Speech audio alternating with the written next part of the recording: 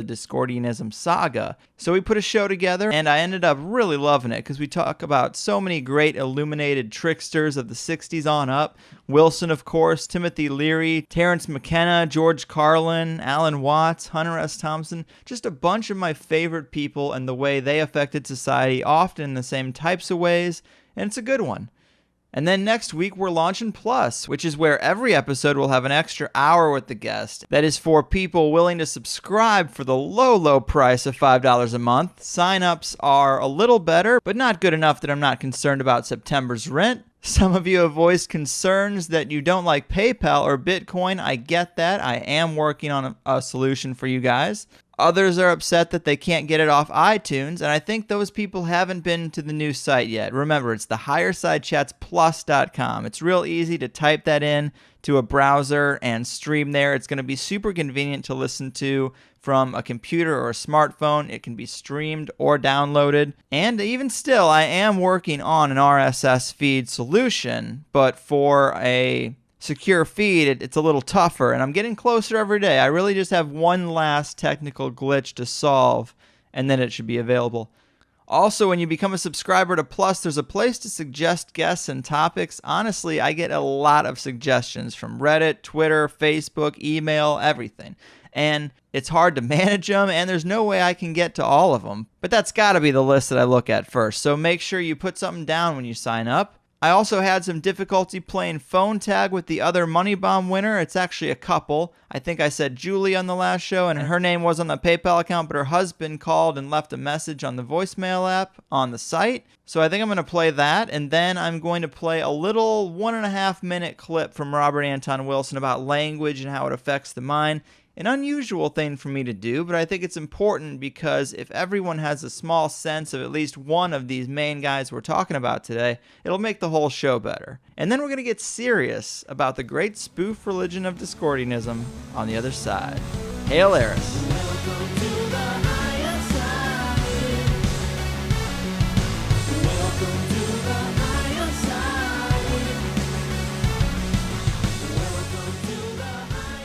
Hey Greg, it's Brandon, the grateful recipient of the recent money bomb. Just calling in to let you know I live and work on the east side of Cleveland. I'm a professional loafer at Amy Joy Donuts. My favorite topics for the show, and by the way, the show is phenomenal, man. Don't change a thing. I love the Plus idea. We already signed up. That was, thanks to the money bomb.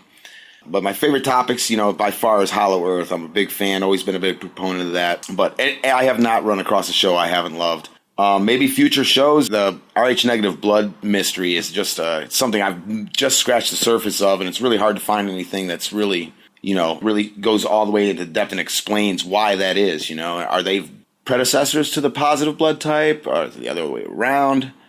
Just so that people know, also, the money will be used to ensure that there is a little drink and a little smoke to enjoy the future episodes. Obviously, we've signed up for Plus already, and I'll be buying a tarot deck and some new tires for my bike, and my wife is going to get some much-needed art supplies. Keep hope alive and keep up the great work, man. Thanks again.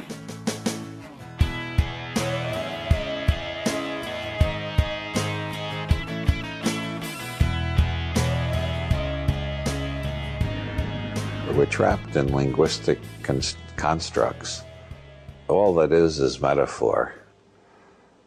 I believe somebody said that before me. I've decided we can't get beyond words. What we got to do is get more cynical about our words. You'll find that by dispensing with is and trying to reformulate without is, you just naturally fall into the kind of expression which is considered acceptable in modern science. Also, it's the type of consciousness that Zen Buddhism tries to induce. Using E prime, you will understand modern science and Zen Buddhism both a lot better than you've ever understood them before.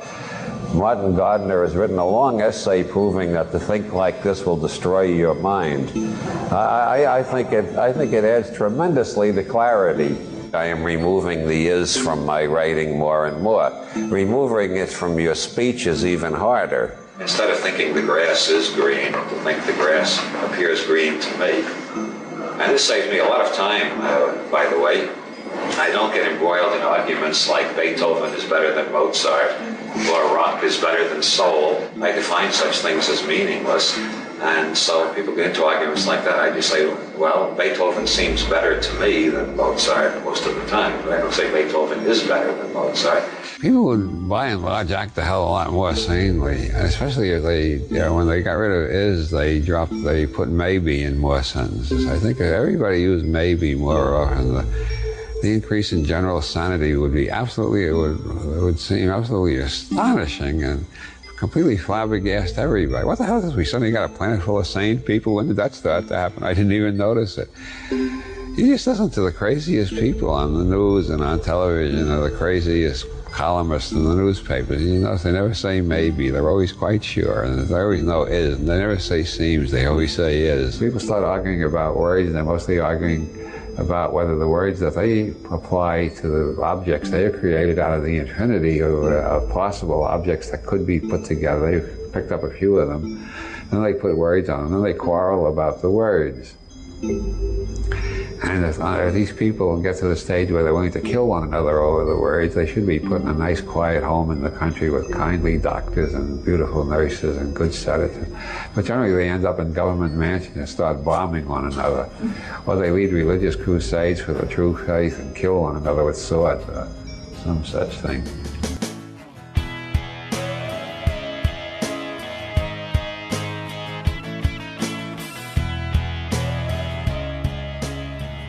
Folks, as we meander through this life without a proper set of instructions, those who feel compelled to seek enlightenment will often try on many different hats and entertain many methodologies for years before finding one that best speaks to them and finally makes those universal truths click. Whether it be modern incarnations of secret societies and initiatory orders, the study of the Kabbalah, meditation, occult magic, or Zen Buddhism, the goal is generally the same: discovering the underlying truths to the universe and reality, the betterment of oneself, and a clearer understanding of life. Well, today we're going to dive into one of these lesser-known schools of thought, or lack thereof, called the Discordian Society, with Adam Gorightly, a man who most of you will be pretty familiar with by now and is one of Discordianism's biggest proponents in modern times, although they probably know him better by his Pope name, the Wrong Reverend Houdini Kundalini of the Church of Unwavering Indifference. But Adam has not only written about the major players in its early days, he's also been busy archiving many Discordian writings, notes, and artifacts in true crackpot historian fashion. For his new book, Historia Discordia, The Origins of the Discordian Society, and the vast online archives that can be found at historiadiscordia.com. You know him, you love him, you can't live without him. Adam Gorightly, my man, how the hell are you? Great, Greg. How's it going, man? It just keeps getting better every day. Well, this is something special, man. You've co-hosted a lot of shows with me over the last however long, written some blogs too, which has been awesome. Thank you for that. And we've definitely name-dropped Discordianism along the way, and your book comes right at a perfect time for me, man, because just in the past 3 or 4 months, I've been listening to a ton of Robert Anton Wilson lectures, and knowing that he was involved in Discordianism and seeing so many of his personal writings and letters scanned into this new book of yours, it's been a real treat, man, and a bit of a synchronicity. Yeah, indeed. The interview comes at a good time. So to get the ball rolling here, man, tell the people about the Discordianism origin story. How did this all unfold? Is it all just blood sacrifices and ritual invocations as we'd expect?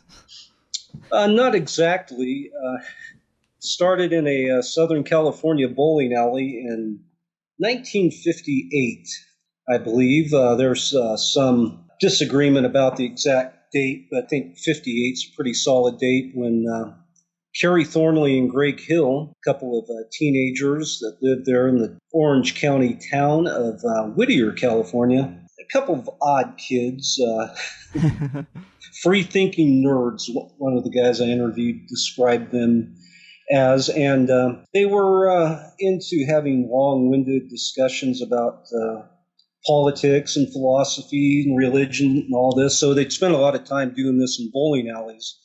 They were able to buy beer is the reason they would go to bowling alleys and stay there for long hours discussing all this stuff. And one of the discussions got into order and chaos in the universe, and where this came from, where all the chaos came from. And they threw around different ideas.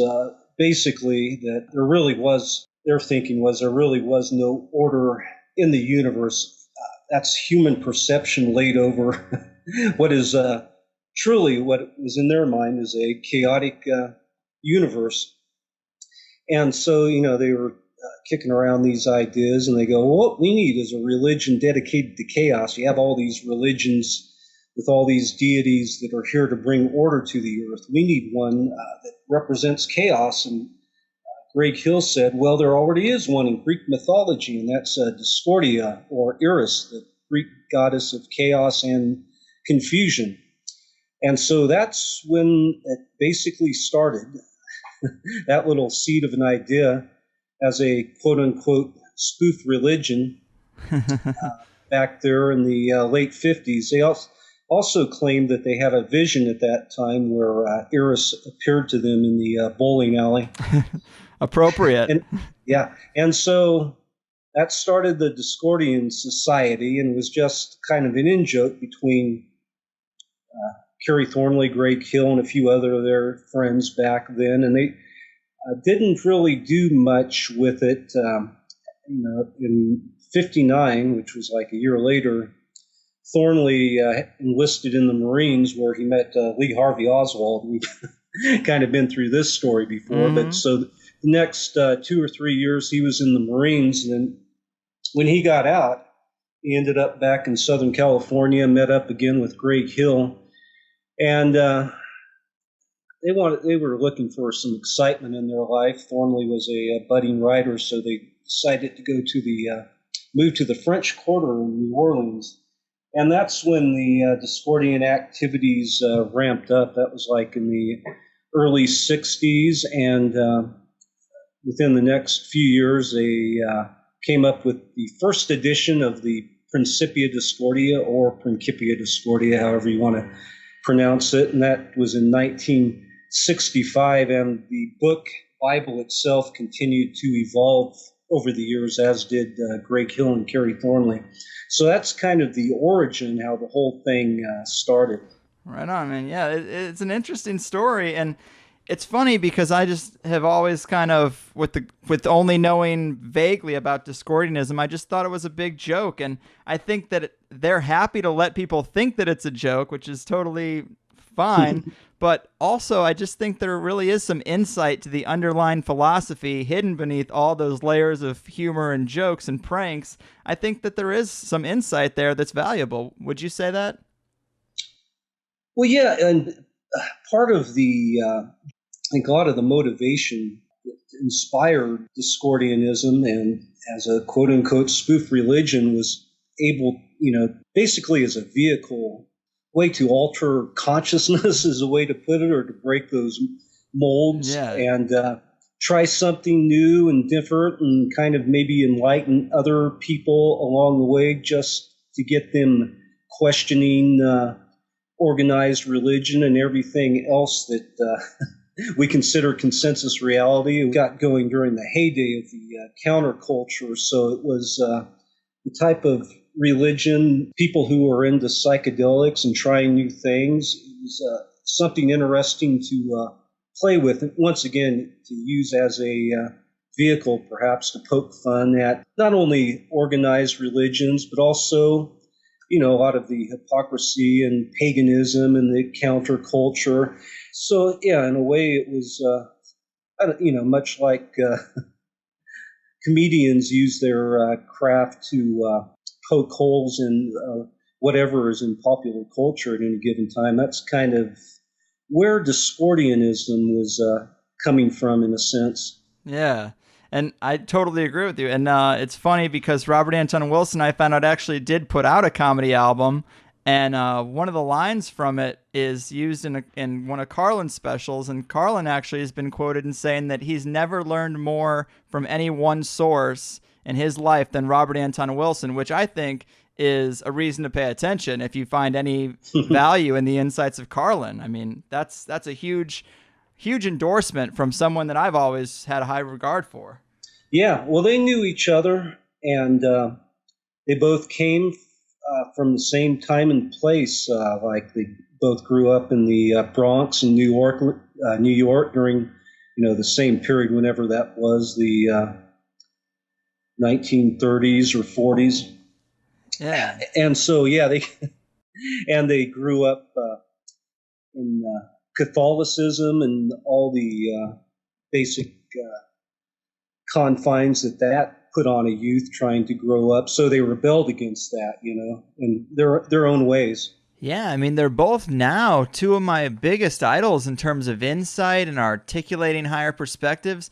But I did want to read this little piece from Robert Anton Wilson that you have in the introduction, where he kind of describes the aspect of Discordianism that we're talking about. He says, "It'll be understood by the Kabbalistic reader that Discordianism is a system of transcendental atheism, agnostic Gnosticism, skeptical monotheism, and unified dualism.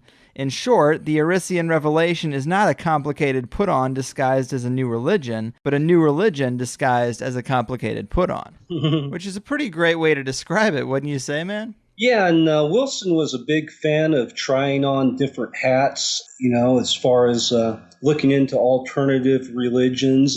But basically, what came out of that was that you shouldn't just confine yourself to one hat, but to continue to question and grow and look at different things and not get stuck in one reality tunnel, was the phrase that he liked to use so much.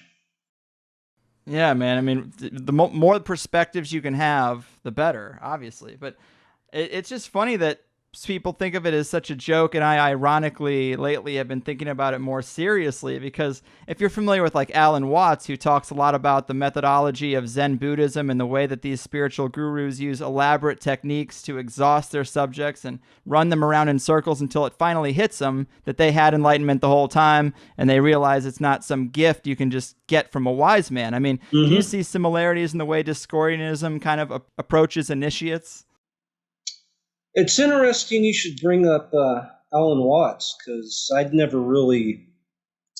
knew that Greg Hill and Kerry Thornley were influenced by a lot of counterculture figures, but I never equated Alan Watts with Discordianism. But I was interviewed by a guy, Nick Occult, the Cult of Nick podcast. Yeah. He does that out of Britain. He was talking about the Holy Trinity of Discordianism. Of course, he mentioned Kerry Thornley and Robert Anton Wilson, and he brought up Alan Watts, and I go,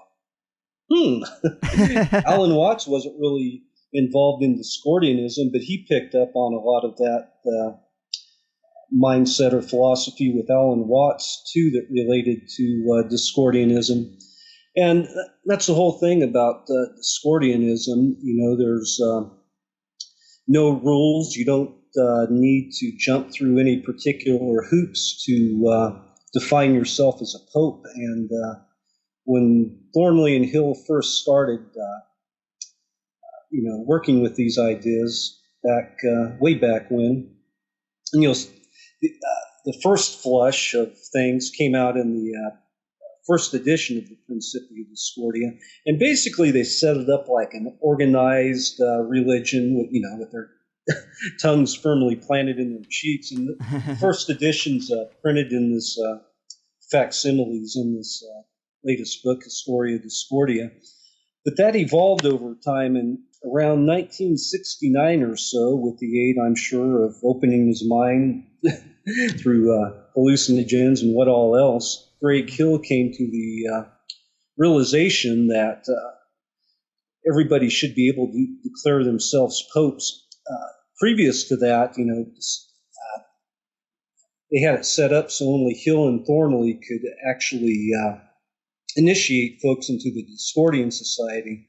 Greg Hill saw the folly in that, and so opened it up to anybody, that anybody, anytime, anywhere could declare themselves a pope. And that, if you've ever seen the Pope card, that's exactly what it says. So the philosophy of it kind of changed back then. So did the direction of the Principia Discordia, and that's when he started.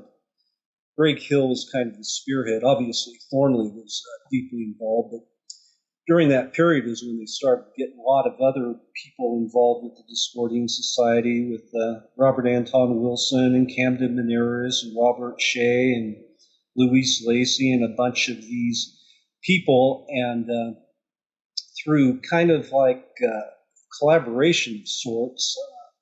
They came up with subsequent editions of the Principia Discordia, and they used, in a way, it was like a art project. Greg Hill put together these things called groovy packs, where he'd fill up a envelope with weird little oddities, maybe some illustration, a poem he wrote, maybe throw a roach from a joint in there and send it through the mail to a list of people, different Discordians across the country, and they would add to it, send it to the next person in the list, and the thing would eventually come back to him, and he'd take that material. And that's kind of what worked itself into subsequent editions of the Principia Discordia, which are way different than the one I have published in the book. And if you haven't seen the fourth edition of the Principia Discordia, you ought to check that out. And that over time became quite an influence on the counterculture, but it was one of those subtle influences that took time to really spread its strange seeds. And when there was when that fourth edition came out, it was only 500 copies, which isn't a whole hell of a lot, but it became a big influence on things like the Illuminatus trilogy by Robert Anton Wilson and Robert Shea. And in the first edition is dedicated to Greg Hill and Kerry Thornley, and there's all these references in that Illuminatus to Discordianism. I read Illuminatus before I knew anything about Discordianism, and it totally went over my head. It's mentioning the Principia Discordia and Omar Khayyam Ravenhurst, who was Kerry Thornley, Malaclips the Younger, who was Greg Hill, and referring to things called the Honest Book of Truth. And I was reading it at the time. It was just went over my head. I figures this stuff the authors were making up, but all of it, was kind of based and influenced by Discordianism. And, that's become a huge influence to the counterculture of the Illuminatus. That's how most people get turned on to Robert Anton Wilson.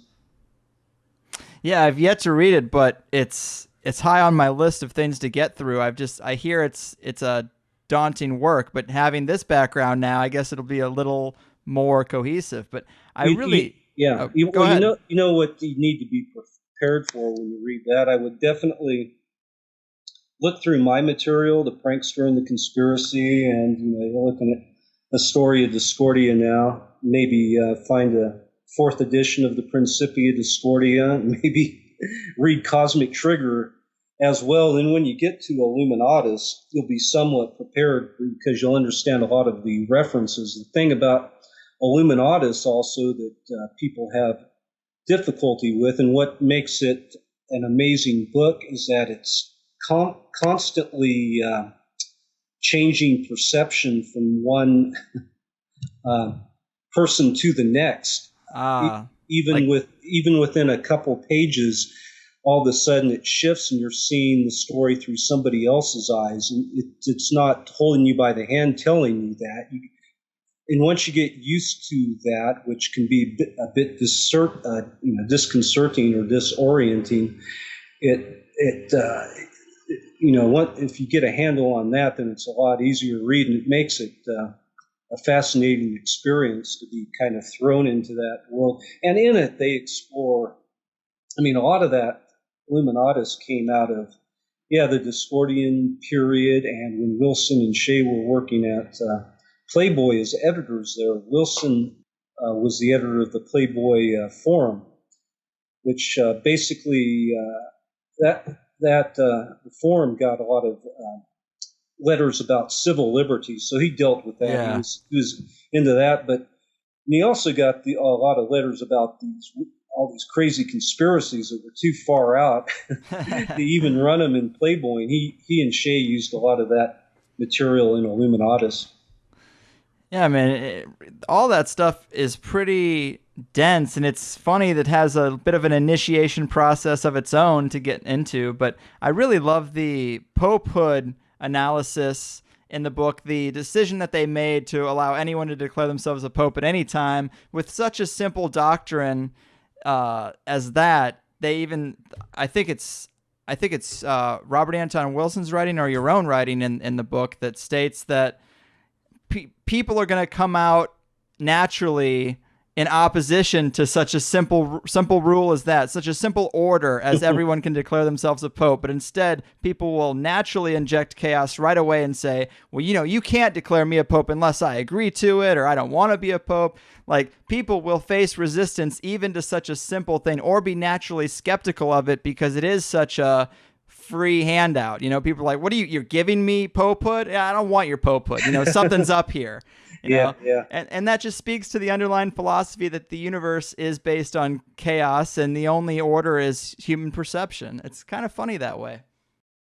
Yeah, and you've probably seen the Pope cards. There's some reproduction in the books. It's once again, sometimes they just send them out to people like they do. They do organized things within the Discordian Society, which really, back in the late 60s, early 70s, was never more than, maybe 20 people across the country that somehow this got in this letter writing circle.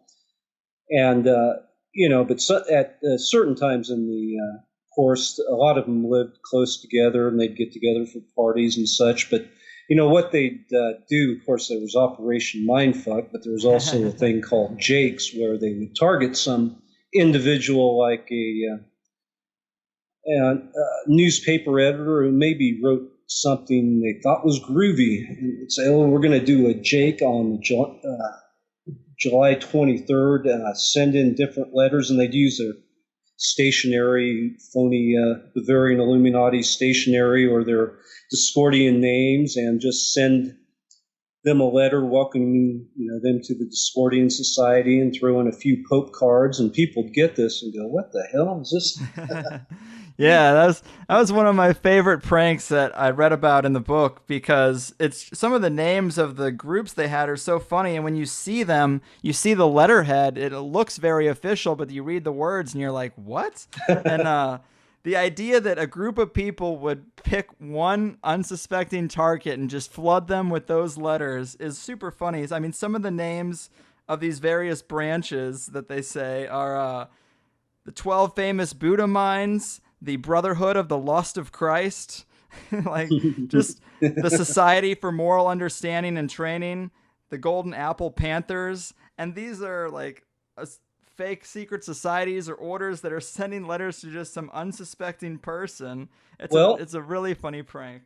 Fake but real. I mean, each of those were different cabals or branches of the Discordian Society that somebody called themselves. So how fake or real were they?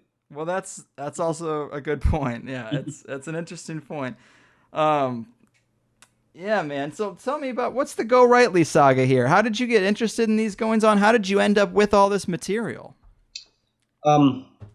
Before I was new, I'd heard of Discordianism over the years, but it really didn't know what to make of it. But I was more got into it through interest in conspiracy stuff, and namely Kerry Thornley. And I was involved in the zine movement back in the day, what they called the zine revolution, late 80s and 90s, and wrote for a lot of zines. And and the main zine back there to find out about other zines was Fact Sheet 5, which there's a great history there with that. It was started by a guy named Mike Gunderloy. And sometime in the mid-'80s, he started putting out this zine that reviewed all the other zines around. This guy was obsessive. He'd review several hundred zines. I don't know if he'd do it I think once a month he'd put out Fact Sheet 5. Wow. Really great. So I got turned on to a lot of stuff. And that's where a lot of the cutting-edge writing was being done at that time, conspiracies and UFOs, or if you wanted to find out about punk music or whatever, fringe stuff. And so I noticed in Fact Sheet 5 occasionally they'd have an article by this guy, Kerry Thornley. He had a column there called Conspiracy Corner. And I never quite knew what to make of a lot of the stuff he was writing about. But something about it intrigued me. It was kind of interesting. It was like, wow, where's this guy coming from? I mean, just obscure theories, different conspiracy theories. And then I was into looking into JFK assassination. I noticed, probably in fact sheet 5, that he had a 50-page thing that he was sending out called Dreadlock Recollections. Thornley was made available about his quote-unquote involvement in the Kennedy assassination. So I got a hold of that, and I was even more perplexed, because he was talking about things and people involved that I'd never heard about, and I was pretty into it then. So once again, yeah, something intriguing about the fellow, but also didn't quite understand what the hell he was writing about a lot of the time. Then in 91 or 92, there was a book that came out called Conspiracies, Cover-Ups, and Crimes by Jonathan Vankin. And in that book, there were several chapters about different conspiracy theories and people in the conspiracy scene. And the first chapter was dedicated to Kerry Thornley. And it talked about how Thornley had known Oswald in the Marines before the Kennedy assassination, how he was writing a book about Oswald, 3 years before the Kennedy assassination.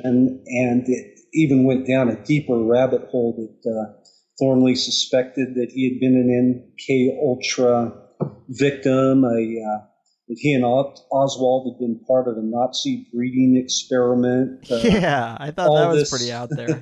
All this crazy stuff. And it also mentioned, other things like Jim Garrison had targeted Thornley during his investigation. He believed or claimed that Thornley was one of the Oswald doubles, a CIA agent.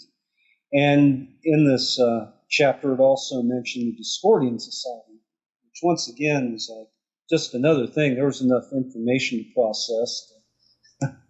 Discordian Society was just another little piece of information. So I dug that chapter in that book, and Vankin, I talked about during that period of maybe writing a full-blown biography of Kerry Thornley, which he never got around to doing. And I was chomping at the bit to read more about the guy. So I started looking into him more, gathering material, got to the point, well, maybe I'll write that book. And so that was by the late 90s or so. I was getting more serious around 2000, and at that time I received a somewhat cryptic email at an email address that was one a lot of people didn't know, just friends, basically, and family, but it wasn't involved in any of my writing or conspiracy stuff. I didn't use it to communicate like that, so it was basically a private email address. Right on. And I received a email from somebody named Robert Newport that stated that Greg Hill, the founder of Discordianism, had died on July of that year. This was in July 2000. I went, So I emailed Newport back, who I had no clue who he was. I'd never heard of him. I asked, I was vaguely aware of Greg Hill at this time too, but I knew Discordianism, and I knew Thornley was involved, so I emailed him back and said, did you know Kerry Thornley as well? And Newport emailed me back and said, yeah, I went to high school with both of them. I was one of the founding members of the Discordian Society. I went, that's interesting. So we started corresponding, and it turns out he knew Robert Anton Wilson quite well and a lot of other people. So I jumped into doing the book and arranged an interview with Newport and Robert Anton Wilson at Wilson's place in Santa Cruz. And at that time, Newport, he brought along an armload of materials he was calling the Discordian Archives. And I later used some of that in the Prankster and the Conspiracy book. He let me take it home, and I scanned it, got it back to him. I said, There's a lot of cool stuff here. This might make a good book at some point if you're cool with that. And he gave the thumbs up. He was always cool with it. Newport was playing around with the idea back then. This is 2000, during that period, of putting together a kind of Discordian archives website, but he never got around to it. He got interested in other things, landscape painting. And so I continued staying in touch with him about doing the project at some point. He was always cool with it. And then in 2009, he said, yeah, and the next time you're in LA, come down here and I'll give you everything. So happened to be going down to LA, some business, and got together with him. And that's when he turned me on to the complete archives, which was several boxes of material. I Nice. I just figured it was just that armload of stuff, but he had tons and tons of stuff, which has led to these projects, the website and the Discordian Archives book, and will lead to a few other projects, as well as a forthcoming book.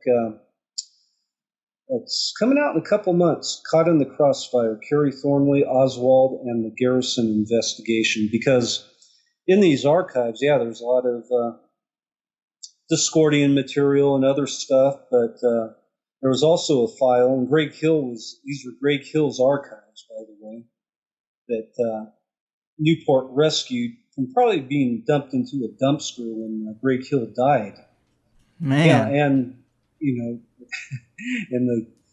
and within that, of course, was different editions of the Principia Discordia. There was only, including the first edition, which everybody thought was lost, but there it was. And as well, there was a lot of the Thornley Garrison investigation materials. And so those materials are being used for this next book I mentioned coming out, Caught in the Crossfire. Nice.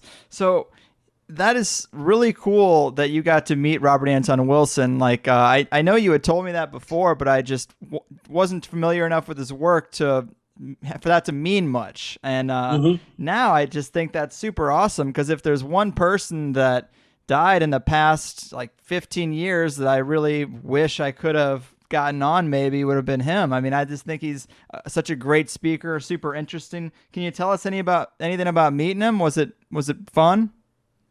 Oh, hell yeah. Let me, before I forget, one little tidbit about these archives. So when I got them from Newport in 2009, I'd asked him in between 2000 and 2009 how he came to contact me, and he gave me the same answer in 2009. Was like he had no idea how that all came about.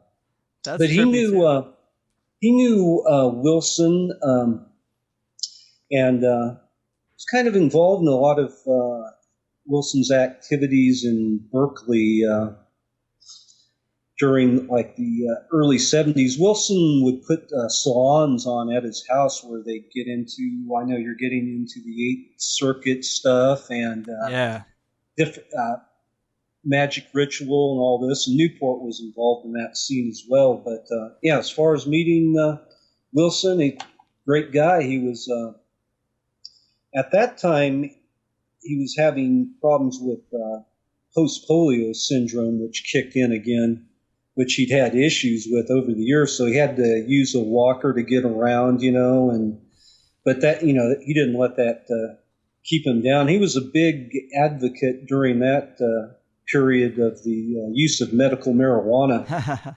And there was some controversy in all over where they had medical dispensaries in California where the Bush was president. Then they stepped in. They were going to arrest people picking up their medical marijuana. And no way! I didn't know they had dispensaries. But you're talking about the first Bush president, right?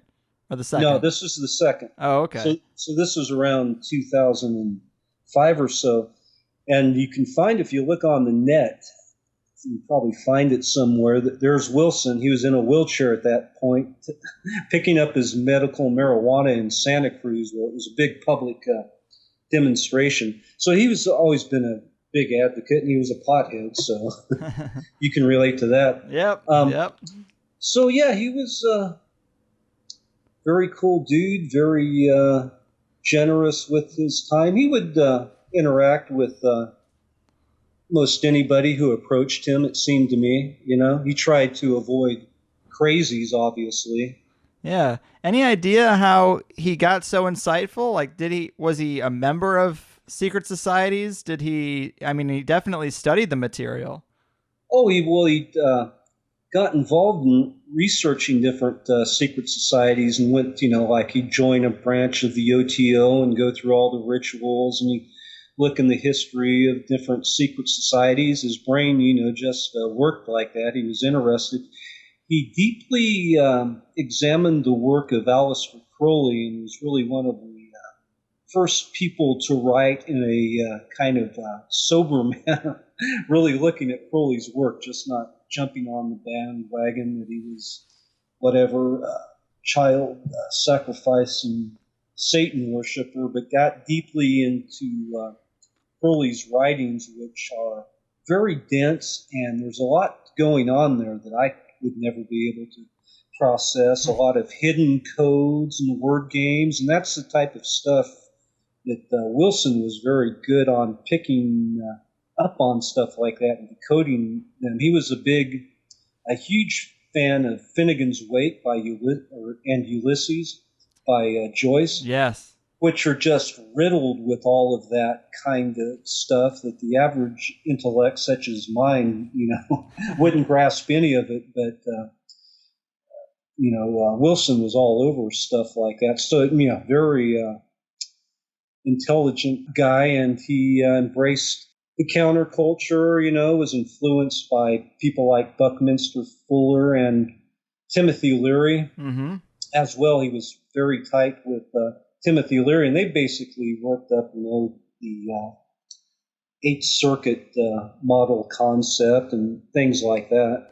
Yeah, that's dense material, but I'd advise anyone to look into it. The 8 circuits of human consciousness. It's a pretty good breakdown of the way people act and the way people think and why people turn out the way they do. They've got a lot of interesting information there, but man, as far as Discordianism, I think a lot of the pranks they pulled are pretty awesome. And I know on one hand, they sort of blew up a lot of outrageous conspiracy theories and carried out a lot of hoaxes, which could be considered a big nuisance for truth seekers. But yeah, I think that these guys kind of had like a George Carlin energy, or even a Hunter S. Thompson, or like you said, a Crowley energy, and that they all like to fuck with the seriousness of the power structure, and that just by taking the system seriously and respecting the politicians and traditions, that gives them power. So fuck all that. Let's spread some rumors and let's let this place tear itself apart. Is that the vibe you get? Yeah, part of that Operation Mindfuck came out of the Garrison investigation. And so I probably need to mention that a bit, because Thornley got targeted by Garrison in his investigation. Garrison claimed that, I'd mentioned before, he claimed Thornley was a CIA operative, possibly one of the Oswald doubles, on and on, all this stuff. Garrison had a bunch of investigators. He had, a couple of investigators on his staff, but he had all these freelance investigators show up in New Orleans, and some of them latched onto some pretty wild theories. And so Garrison was getting fed this stuff from all directions. And one of the wilder theories was presented to Garrison by a dude named Alan Chapman, who claimed that the Bavarian Illuminati was behind the assassination. And so Thornley caught wind of this, and Robert Anton Wilson, they were friends too. He was looking at Thornley's situation as well and thought he was getting screwed around. And so they thought, well, screw this. They're claiming the Bavarian Illuminati's involved in the assassination, and I'm involved in it, so maybe I'll go ahead and claim I'm a member of the Bavarian Illuminati. And that's when they worked up that Bavarian Illuminati letterheads, and they'd send off letters, to Garrison, such people claiming, yes, I admit I'm and he'd use his Discordian name, Omar Khayyam Ravenhurst. Or if Wilson was writing, his handle was Mordecai the Foul. And they'd write in saying, yes, we are the Illuminati, but we've actually come here to illuminate you, not oppress you. Those type of stuff. So forgot where we were going, but that kind of got a lot of those Operation Mindfuck OM activities going back in the day. Yeah, and hey man, thank God we got removed from Dark Matter Radio, because otherwise I don't know how we could talk about Operation Mindfuck, because we were taken out for using such foul language as that. Yeah, I had a interesting experience with Dark Matter Radio. Yeah. Care to share? Nothing bad about it. Oh, yeah. This happened just the other night. Recently I was on Jimmy Church's show. Familiar with his? Yeah. He's pretty cool. He does a real good show, actually, on their network. And apparently he's warming the seat or holding the place of Art Bell, who's supposedly going to come back at some time. And maybe what I'm talking about, I'll do a post for Higherside Chats about this, because there was a guest on the other night by the name of Solaris Blue Raven. I've heard of her. Yeah, and she's the one who claims a mind control victim, and the group rushes behind it. Mm-hmm. And so there was some weird audio interference that started when she said DARPA. And I had happened to be recording that because I was watching my beloved San Francisco Giants play, and so I wanted to listen to the interview later. And they couldn't hear it there at the station when they were conducting the interview, but I happened to catch the audio of that, and for sure I'll share this on a post on the Higherside Chats. Right on. It was a pretty curious incident. So, yeah, maybe that's just a good way to promote the upcoming post at Higherside Chats, which I'll get to here shortly. Right on.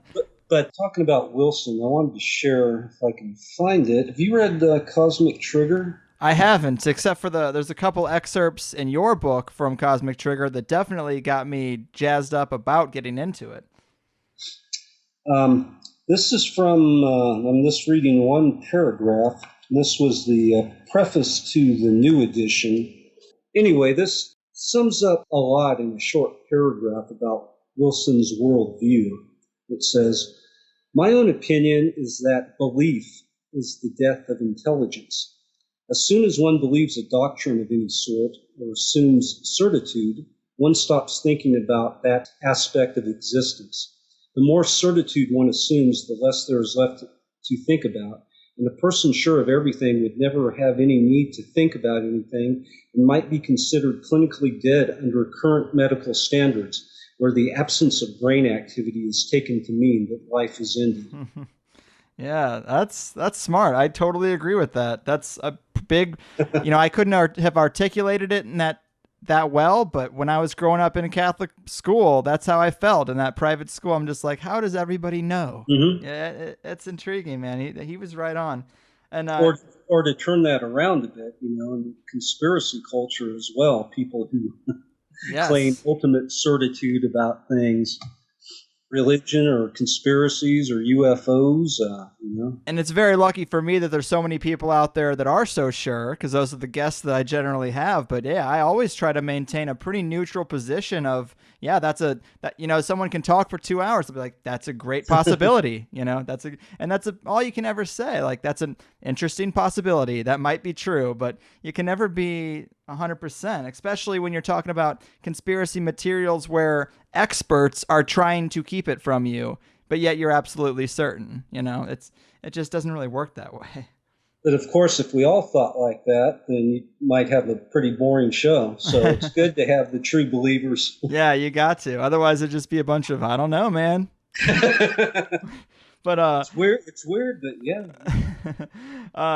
You talked about them influencing the counterculture, and it's hard to know what is a joke and what is a real, thing that they're talking about, and that's obviously part of the genius of it.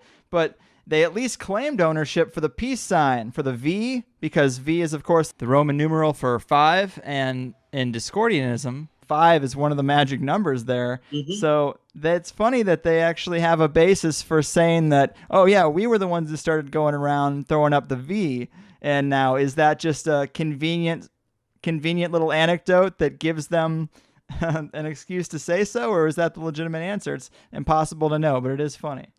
I don't know. They seem to be using it pretty early on, and yeah, it signifies also the law of fives. There's two, the 2 fingers up and the 3 down. Mm-hmm. 2 plus 3 is the law of fives, which is big in Discordianism. So, Bill, I don't know. Another thought thing that I really liked, because I'm all into, I'm very anti-capitalistic. I would love to just burn the system down. I like things like the Venus Project and resource-based economy ideas and zeitgeist. And they actually had a little thing they were circulating for a while, the purse and the puts movements. I don't know if you remember what those anagrams stand for, but those were pretty awesome. I was wondering if they ever really got any legs. I think they just floated that stuff out there, to just to see what would stick. That was one of the things they threw out. Yeah, and to as discussion points about I forget what some of the acronyms are. Oh, well, for I wrote them down for because I knew I wasn't going to remember. But yeah. PURSE was Permanent Universal Rent Strike Exchange, and PUTS was Permanent Universal Tax Zap. And they're just basically like, don't pay your taxes and don't pay your rent, because we came up with some anagrams that sound cool. Yeah. That, and, well, they were into anarchist libertarian, and libertarian back, Thornley was the editor of a libertarian newsletter, a cutting edge one back in the mid-'60s. And where they were coming from back then is a hell of a lot different than libertarianism is today. And he was leaning more towards anarcho-libertarianism. And so that's how he and Robert Anton Wilson hooked up originally. This corresponding, because they were both editing a magazine and became aware of the stuff each other was writing about. One thing that started the conversation was about the guy named anarchist named Leander Spooner, who started the first private mail delivery system, non-government mail delivery that actually did better than the federal system and made a profit and all this, but the feds, for whatever reason, didn't like that and shut them down. They got interested in these thoughts and like groups that would create their own monetary currency and all that. And you'll see the Discordians came up with their own monetary system, alternate currency called flax notes. And they even play with these ideas in the Illuminatus trilogy.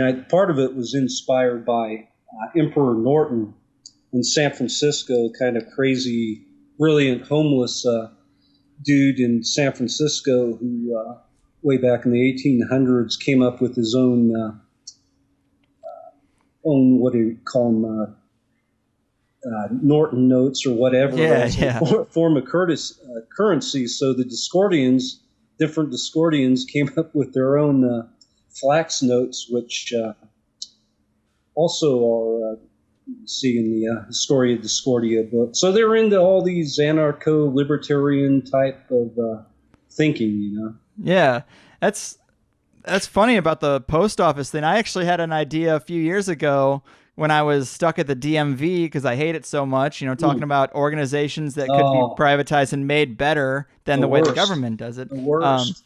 How cool would it be if there was a place where it was a private company, they had all the certifications and authority to do all the things you need to do at a DMV, but it was you could call it the DMB, and it'd be like a bar. So you could sit in the bar, you could have a couple beers, watch the TV, they'll call your number, they'll take your picture for your license, you'll do your registration. But I thought that would be so ironic to make it a bar. Of course, you're not going to do driver's tests or, let drunk people do it, but why can't it just be an enjoyable experience to wait around and take care of some shit? Why does it have to be god-awful, miserable? It's because there's just there's no competition. There's no incentive to make it good because you have to deal with them. You'll go to jail if you don't. Yeah, but they could even set up a with this idea of yours, DMB, simulated driving, and Yeah. you would take the chance you could, blow to see what your alcohol level. You sure you want to take the simulated test? Go ahead. They give you a few chances too. Yeah, yeah. I think that's a great idea. Yeah, the DMV is, oh God, it's the but worst. yeah, I agree. Because people are just standing there, you're all agitated, and the person in front of you's pissed off, and then you're stressed out. You got to take the test, and blah blah blah blah. Yeah. And we were talking about the kind of the prankster energy of these guys, of Discordianism in general. And the only person I can think of, I mentioned him earlier, but the only other person I can think of who has that type of energy was Hunter S. Thompson. He used to make up stories about politicians and circulate them and just say, fuck it, I don't care if it's true. I just want it to infect the culture. And I was wondering, did you ever see or hear about any link between Hunter S. Thompson, Gonzo journalism, and the Discordian guys? Because they're definitely philosophically aligned. No, and the Discordians were obviously lesser known than Thompson. He was a pretty big name by that period. But yeah, I can see some parallels there, like Thompson's story that he floated that who was it? Muskie, who was I guess he was a presidential candidate at that time, 72 election, that he was mainlining Ibogaine, and that would explain why he had these different irrational outbursts and whatnot. Yeah. He just put it out there, It's I mean, I understand the angle. Like today, we just call that like disinformation. Today, it's like a big problem in the conspiracy world. A lot of paid shills and all that stuff. People are really concerned about that. And I do get that, but I also have a real natural appreciation, for better or worse, for that trickster energy. Like I just appreciate it. I like all those guys who've ever like taken that kind of up. I mean, it just in my private life, it's always funny to watch someone take a few too many mushrooms or see the panic in someone's eyes when they have their belief system challenged or their ego melted. It's something people should enjoy and kind of have a sense of humor about. And that's what these kind of people were all about. Yeah, man, you got to keep that perspective or you'll go crazy, Well, here's the other thing that's suspect is, Greg Hill, he worked for the Bank of America for 23 years. Kerry Thornley wrote a book about Oswald pre-Kennedy assassination. That's a little close to the conspiracy. I mean, Timothy Leary and Terrence McKenna are both suspected of being CIA assets. That's coming up more and more in the stuff that I'm looking into. And it makes you wonder if these people were just doing this out of an enjoyment for it or if they had some nefarious ulterior motives. I don't think so. I think Thornley got pretty deep into certain things, and it appears that Thornley and Oswald might have been MK Ultra victims. They both served in Japan at Atsugi base, which was where all that stuff was going on with, they were testing LSD on different soldiers and stuff there. Right.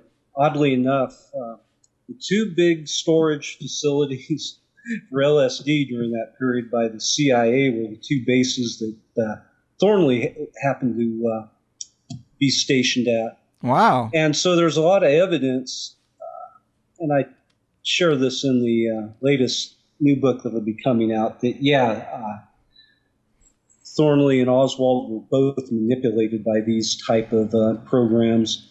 As far as, these things coming out about McKenna and Leary, the McKenna thing, I don't put a lot of credence into. Leary, I mean, they knew where the LSD was coming from. But hey, figured they'd take it and use it to their own ends. Now, at one point, Leary basically he was given the option of ratting on some people or getting put away for a long, long time, and it appears that he actually did cooperate with the government. So this is another thing where people point their fingers, but I don't necessarily see. Right, and it's easy to judge people who are under the thumb of the FBI or the CIA. It's easy to be like, oh, you turned on the movement.